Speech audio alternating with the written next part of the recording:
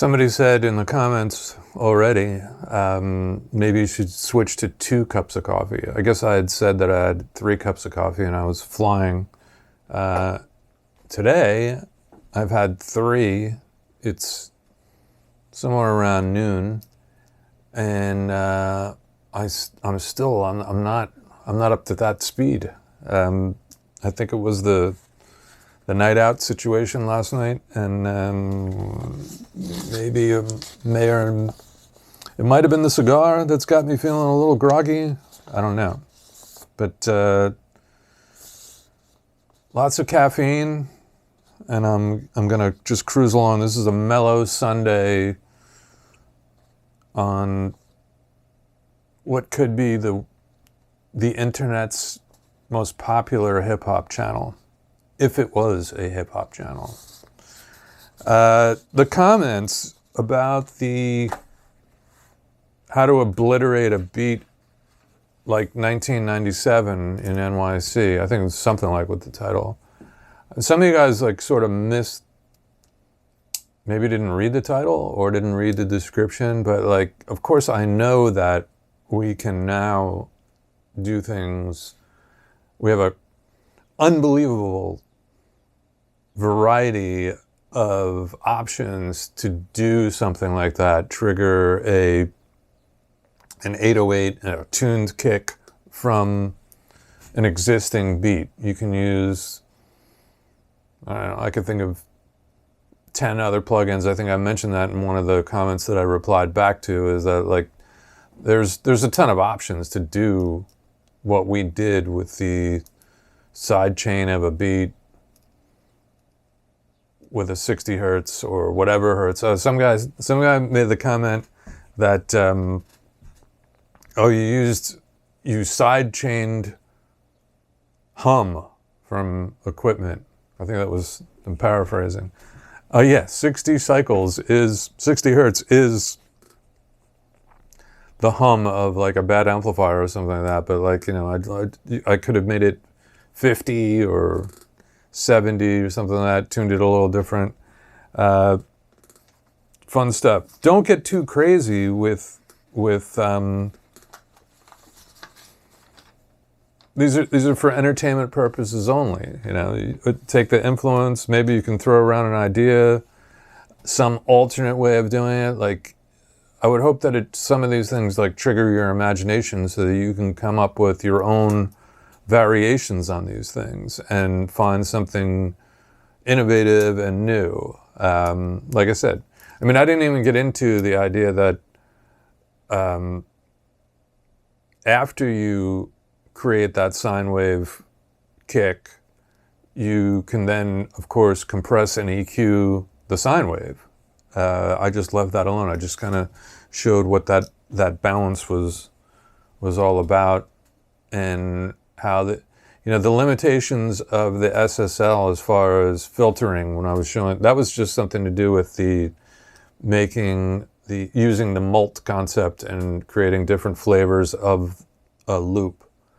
Someone asked if there would become some phase issues if you were multing a sample and filtering different elements out of it to create this, hi-hat, snare, kick, bass out of one sample. That's part of the sound. So if you get into all of the rules of like, oh, wait a minute, if that's all playing on 4 different channels and it's just being EQ'd differently 4 different ways, I mean, that's part of the sound.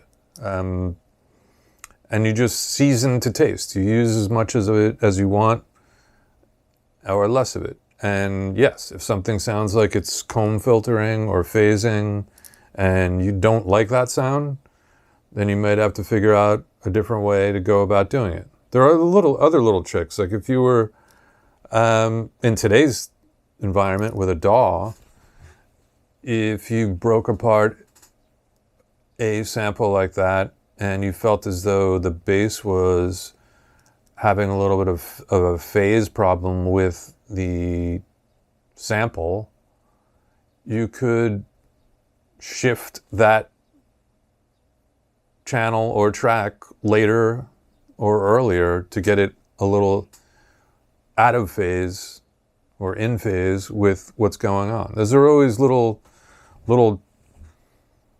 touch-ups that you can try and workarounds.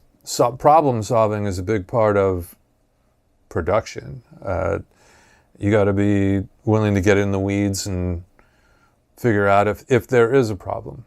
Now, there's the people that look for problems, and you're, generally speaking, the ones that look for problems are the ones that will work on a track for 3 years. I just came across an artist recently, which is like, it's one of those worst nightmare scenarios when you read it. They had apparently worked on a song, written a song over the past 2 years with someone, 2 to 3 years, I think they said. And they were all excited that their song was coming out. I'm going to release my new song. We wrote it 2 years ago, 3 years ago, and thanks for everyone for putting up with my neurosis. The mixer, I put him, he did 7 or 8 versions, only for me to pick version number 4. The mastering, we remastered it 4 times. This is not even talking about what was involved in recording this thing, much less the writing thing. And now it's finally ready to come out. Those are horror shows as far as the inability or the manic craziness of working a song to oblivion. Friends of mine have had discussion. If an artist comes to me and says, like, I have some songs I want to work on, and this one I've recorded 7 times already. I've recorded it 7 times and I've never been able to find a version that I'm happy with. I would just flat out refuse to work on that song because it's cursed. I'm not the guy. Is basically, you have to be, at some point, you have to be willing to say, like, hey, I've tried that, and I have, but I'm not your guy. And no offense, but I don't work on songs that someone else has worked on, or 8 other guys have worked on, or 8 other producers, 8 other mixers. It's even dangerous for someone who's going to do, if you're going to do a guitar overdub for someone, and they said, like, we've had 8 guitar players try this, and we've never been able to find something that we like. I mean, if you're going to get paid, you get paid to try it. That's part of doing sessions, but beware. What do you guys think of, this is something I wrote down to discuss. What do you think? I was watching this video of a photographer that I watch his YouTube channel occasionally, and he went into a little bit of a commercial for Audio O. It's AUDIOO. I guess he uses it for the bed music of his photography videos. And he was bragging about and did a demonstration of the fact that you could find a song that you like on Spotify. And he showed this. He said, look, I was editing to this song by Kendrick Lamar, and then I copy-pasted the Spotify link of the Kendrick Lamar song into Audio.io, and that platform found several sound-alikes of this Kendrick Lamar song. And I thought, is that cool? Is that okay that that platform is even allowed to use that methodology of allowing someone to look for a song, flat out saying, like, look, I want something that sounds a lot like this, but I don't want to pay, I don't want to try and clear it with Kendrick Lamar. I don't want to, or his label.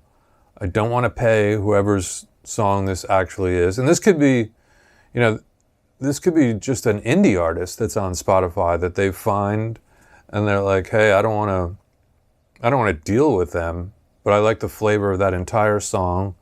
Let me go over onto this service, paste this song in. The song now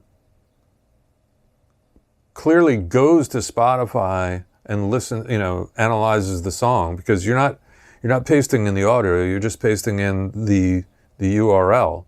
So this platform is connected to Spotify, looks at the song, uses the AI thing, and gives you several copy versions based on your $19 a month subscription that you're paying to use these songs royalty free.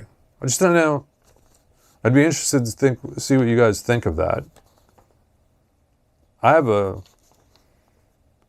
definitely have some issue with it, in that, like, I'm trying to think, how is that not the same? I've heard of scenarios where people have cut movies or sections of movies to a specific song, and then they kind of replace it with a song very similar. And there can be a little bit of a copyright thing that goes on there. They have someone write a song just like the one that they were editing to, because they don't want to deal with paying for it. I know that there's always going to be a way of getting around it. I'm looking at some other notes here. The 3 cups is kicking in. Got the pen. You know about the pen, if you know. One guy got a little bit into that Rick Beato video thing that I reacted to. I guess it was a reaction. He was talking about the guy's core points. He asked me, the core points he makes is music is too easy to make or music is too easy to consume. Putting aside the details, do you agree or disagree with these 2 core points? Is music too easy to make? I mean, formulaic copycat music is very easy to make, especially with things now like Splice and AI and all these other little platforms that allow you to just sort of drag and drop. The copycat kind of thing is pretty damn easy to make.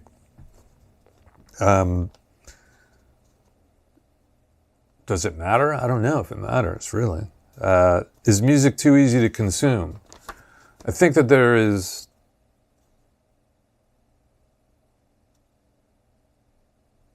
obviously easy access. You can hear any song you want at any point, anywhere you are. I don't know if that